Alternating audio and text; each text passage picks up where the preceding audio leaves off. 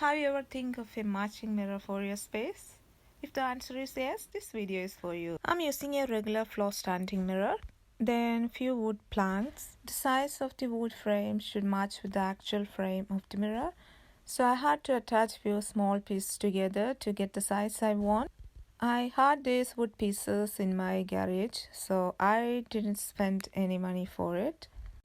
To attach these pieces together, I am using a heavy-duty staple gun and using quite a lot of pins, and it should be done on both sides.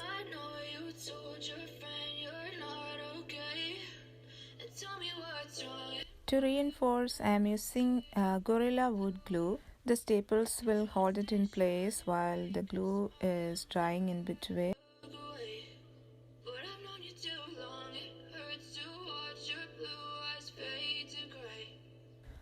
I wait until the glue is dry, and then once the frame is ready to use, we can start reupholstering. I'm using regular foam which is 1 inch thick. Then I marked the shape of the frame. Then I cut it out.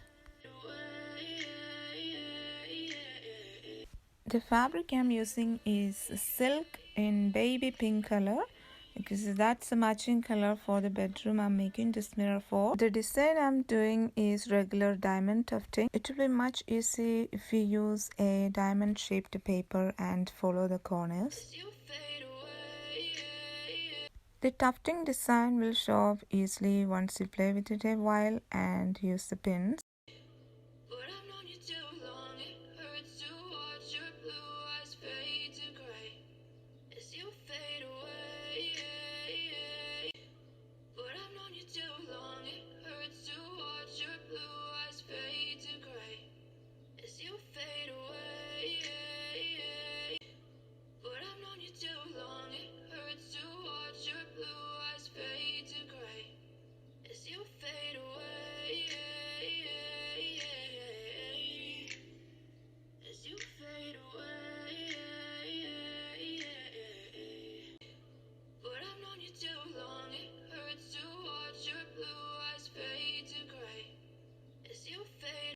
I cut the fabric into another piece and to start working on the other side. It's not good to work on a single piece of fabric because it will ruin the inner corners, because it will not cover the inner corners completely while we stretch the fabric into the back side of the frame. At this part, we need to fold the seam inwards and hide it. By doing like this, it will give an appearance like it was a single piece of fabric. The pins are barely visible.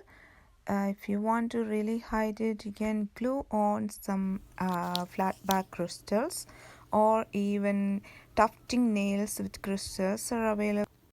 At this moment, I don't want to use any crystals on it. I just love the look of it already.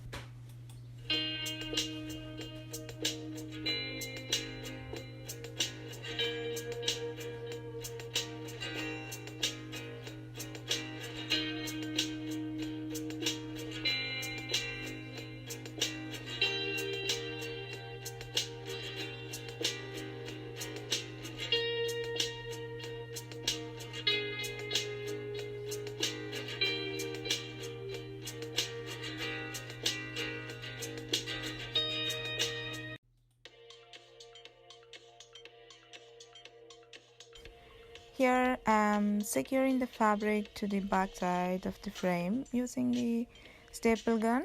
I made sure the fabric is covering the frame completely.